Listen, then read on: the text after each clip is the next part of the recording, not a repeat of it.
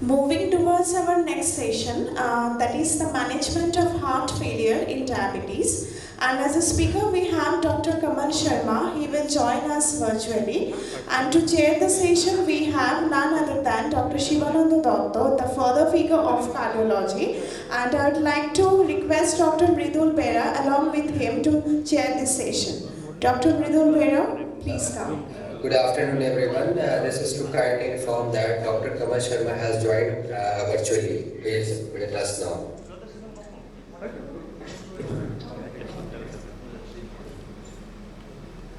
Hi, good afternoon, everyone. Thank you for inviting me. It's a pleasure. Over to Chair.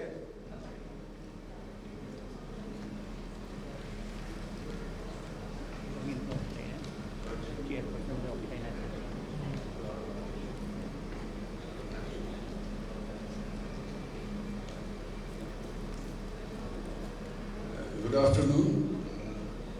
All of us are aware of a renewed interest in management of heart failure in diabetic patients. This is because of the two reasons. One is the revisited pathophysiology of heart failure, and number two, the emergence of molecules which are originally a diabetic molecule now playing havoc in treatment of heart failure. This we will learn from a very eminent speaker, Dr. Kamal Sharma. Over to Dr. Sharma for his deliberation.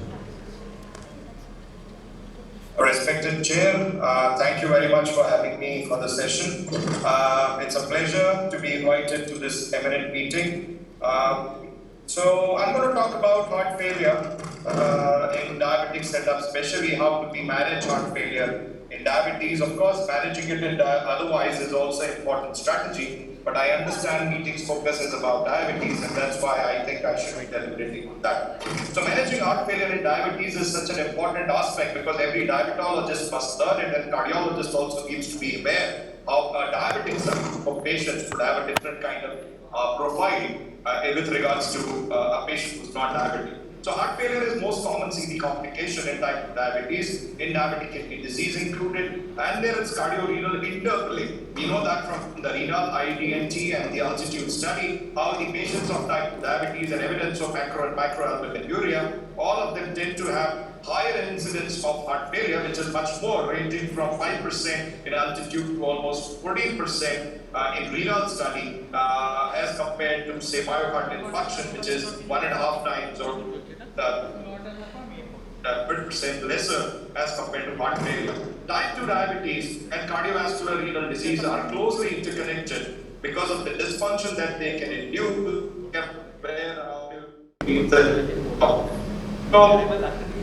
Pathophysical mechanisms, of course, are related to the glucose uptake and inhibition of the ATP and decrease insulin sensitivity. That also leads to ceramide-mediated increased mini fatty acid ATP-associated overactivity and muscle contraction, which can ultimately lead to inflammation, fibrosis, and progression of myocardial fibrosis and dysfunction, even without hypertension, dyslipidemia, or valvular heart disease. So this is from the Cirello et al. Published in Cardiovascular Diabetology 2021. And he also proposed further how the hypertension on top of this, along with free fatty acid mediation, the insulin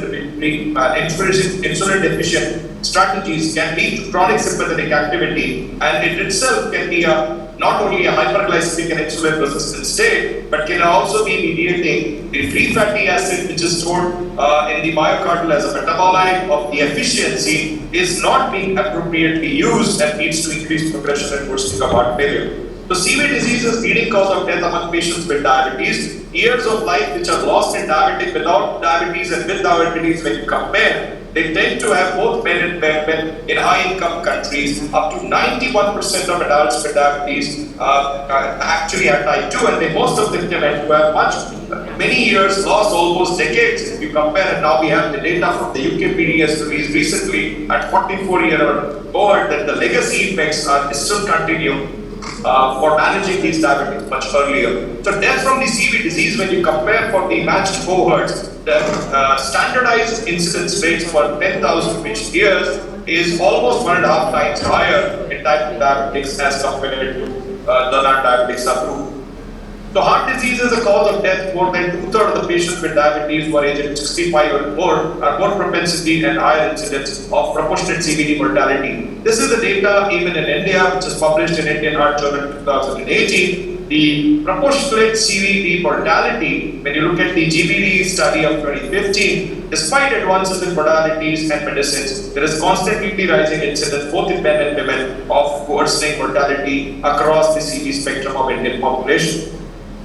This is a cohort study from Shah et al. Published in Lancet in 2015. I think you must have seen this very often. The cohort of almost 1.9 million patients with type 2 diabetes and CV disease. You can see in this cohort, peripheral artery disease and heart failure were the most common first presentation of type 2 diabetes causing CV, type 2 diabetes related CV disease. Yet myocardial infarction and stroke continue to be chosen as the primary outcome of major adverse trials as an endpoint, which is the problem that how you define these trial and outcomes, and that's how the SGLT2s are now prevailing, with heart failure being included as a line of management strategy and as an important endpoint when you're defining the end goals in managing diabetic patients. So this suggests that the future study should assess CV events that occur earlier in patients of type 2, which is basically PAD, about 16%, and heart failure, which is 14%. When you compare heart failure in India, there is a huge population burden, almost 8 to 10 million patients in heart failure, which is about 1% of adult population. And the post-admission mortality from the Kerala registry we know is almost 20 to 30%, which means every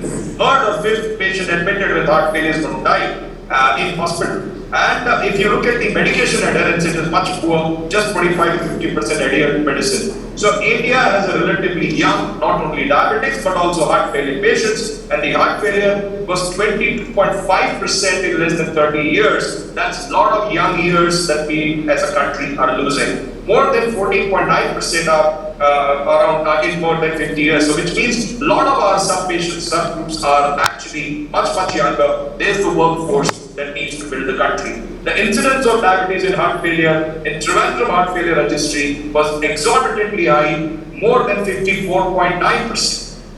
So, if you look at the overall mortality versus the CV mortality, it's like 12.8% versus 9.5%, and overall non-CV mortality hence accounts only for 3.3%, which means that the predominant mode of death is coming right out of CV mortalities across the spectrum as on 2020 data. So diabetes can lead to heart failure both from atherosclerotic and non-atherosclerotic independent mechanisms. Patients with type 2 diabetes are at risk of heart failure partially due to the atherosclerotic events like MI, but they are more importantly at a risk because of microendovascular dysfunction and subsequent fibrosis, both combiningly leading to worsening of heart failure. Now this is early and often undetected complication. Undiagnosed heart failure is detected in 28% of diabetics in the study by Padan et al. In Diabetes Respiratory Clinical Practice in 2013. But 72% of heart failure, they are often early,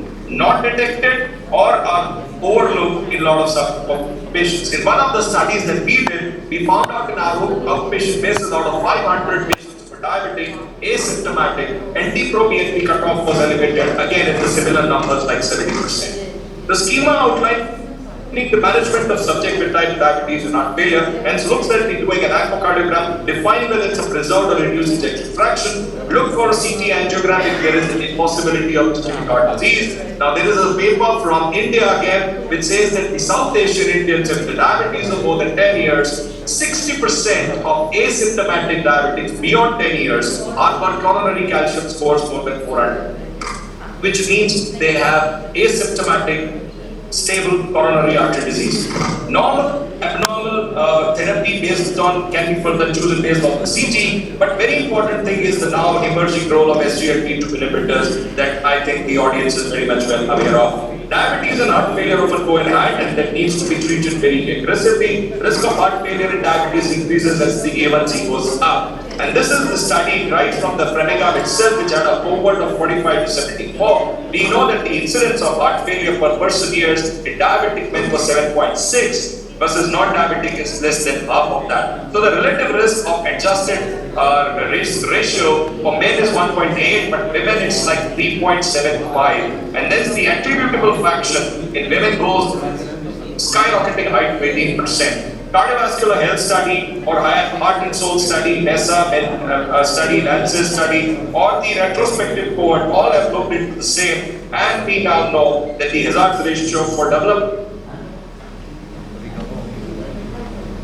much higher. So this is the cascade that we often discuss. Now people are talking about AGEs and autonomic dysfunction also contributing to that cardiomyopathy, and the patient's clinical functional status, social support system, hypoglycemic risk, all of them would contribute as the A1C goes up, and the lifelong expectancy and the stage of heart failure has been now shown that the A1C goals in diabetes patients and heart failure are pretty much associated with the higher A1Cs, resulting in more severe and a higher stage of heart failure. Hence, the therapies that have been chosen for these years for managing glucose, we all know the guidelines, and I think I can skip this pretty much for the SGLT2. But we all know for the glitazone controversy, how they are generally not recommended, not only in CKD, but also in patients with heart failure. I think insulin, we just had a fantastic session, but two therapies that have stood out in the cardiology for it is one is the GLP-1 analogs, which have evaluated specifically the glutides in terms of the reduction of CV events, and then from the SGLT2 from the all three trials of the EMPIRE outcome, or whether it's DAPA-HF or EMPIRE preserved, EMPIRE reduced, and the Canvas study where heart failure hospitalization as a class effect was very much found out. Leaders was one exception, and compared to the Alexa, where there was no difference. Leader trial with liraglutide showed decreased risk of heart failure by 13%, and the patients who benefited most were the patients who had a higher baseline creatinine, which is lower EGFR, elderly and obese. Sustain 6 also showed similar results with reduction of 26%, though the impact on heart failure hospitalization, irrespective of these two therapies, was not found. So if you're looking at heart failure, the glutides probably don't, GLP-1 analogs don't reduce heart failure signals, but they do reduce a combined primary endpoint. We know from the DPP-4 controversy how Xavier Timmy had to probably barely pass through to save its team for nullifying the retrospective data and follow-ups of patients not getting worsening of heart failure signal with sexagliptin. Examine, there was of course no difference, but tacos, there was a lot of hue and cry because it passed through very safely about its safety and efficacy. But I think EMPIRE outcome and Canvas programs have clearly demonstrated decreased risk of heart failure hospitalization, primarily driving the treatment MACE reduction in these therapies as well. So when you look at the major adverse events, semaglutide sustain 6 showed it, there is a big benefit, but heart failure hospitalization trend was slightly towards the other side, though not statistically significant. Where when you compare that for the gliflozins, they both MACE as well as heart failure hospitalizations tend to be towards benefiting the therapy rather than the placebo arm, especially the heart failure hospitalization being statistically hugely significant. Now we know that from the pivotal trials like Consensus, SAVE, SALT and TRACE that ACE inhibitors remain a pillar of therapy. Now we know from Paradigm-HF as well as Paragon how the armies have come to tout as the next line of therapy for the inhibition of the RAS axis. ARB, we should understand if you're a believer of molecules and not the class, you need to choose therapies that have chosen and proven their benefit in heart failure. So remember, there is no telmisartan here. Either it's valsartan in Belham, losartan in HEAL, valsartan in Valiant, or candesartan in CHARM. These are the ARBs that have been tested in heart failure and proven for the same. We know from civis about bisoprolol, copernamicin, carvedilol, and meritHF, metoprolol as the standard pillar of heart failure. So the four pillars that people have been doubting, either the ACE, RB or ARB, beta blockers, SGLT2 and MRA. So RB we know from Paradigm-HF how it changed the line in the spectrum in patients with class 2 to 4 NYHA class with EF less than 40%. And an absolute reduction of 4.7% in the combined endpoint of death and heart failure hospitalization. Amplirenone in EPISIS and spironolactone in RALS have again shown the benefit in class 3-4 patients with reduction in patients with diabetes. These were 1/3 of the patients who were diabetic, and there was no interaction of the diabetic status, and hence these therapies should be chosen irrespective of diabetes status. That the relative risk reduction of death and CV hospitalization was 17% in diabetes, which is greater as compared to their non-diabetic counterparts. So there is an interplay of primary physician, community resources, specialists, and other clinicians to take care of a patient with diabetes and heart failure.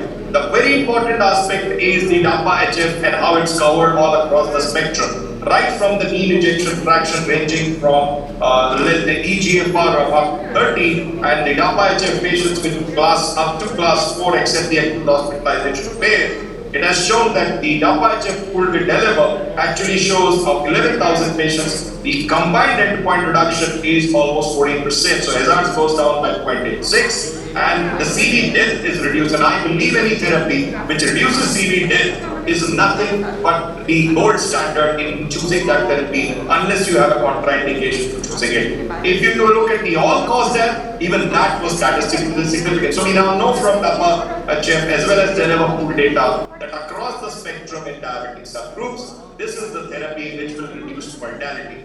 And the DAPA-HF and deliver first order hospitalization for heart failure is also significantly reduced, and this is not something which is surprising at all. The combined endpoint also is reduced by 10% and CV death hospitalization by 22%. And remember, these curves start diverging as early as 3 months.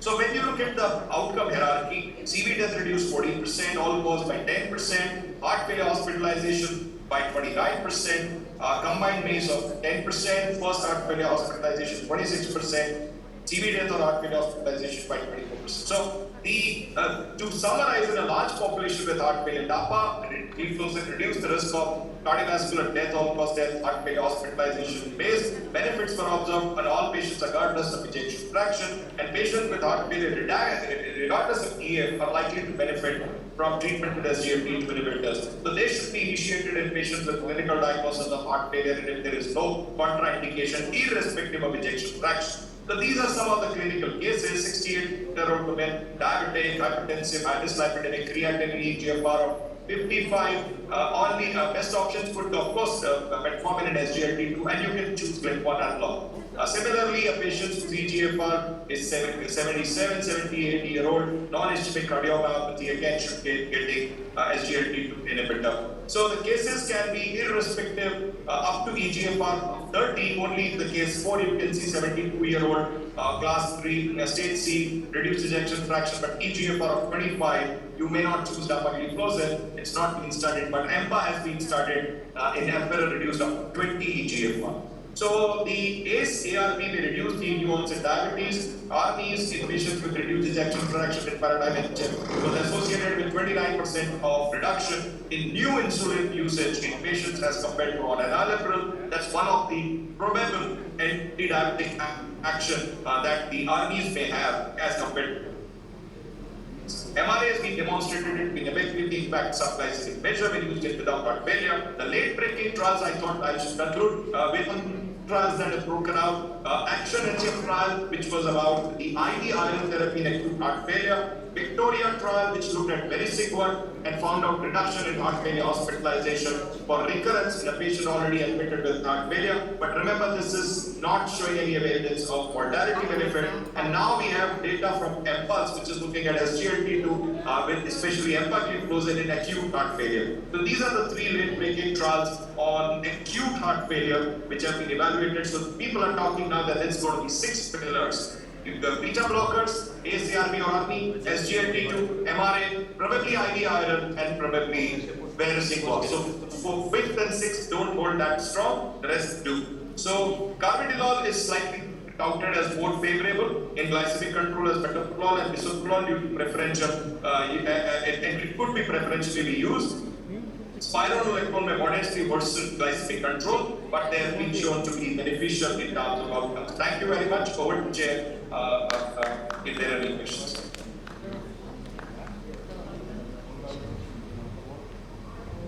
Thank you very much for your lucid presentation. Is there any scope of asking questions? Any question from the audience you want to know from Dr.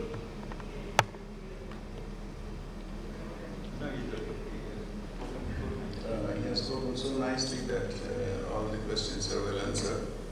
So thank you very much. And I'm closing the session. Thank you so much, Speaker. Thank you, our chairperson.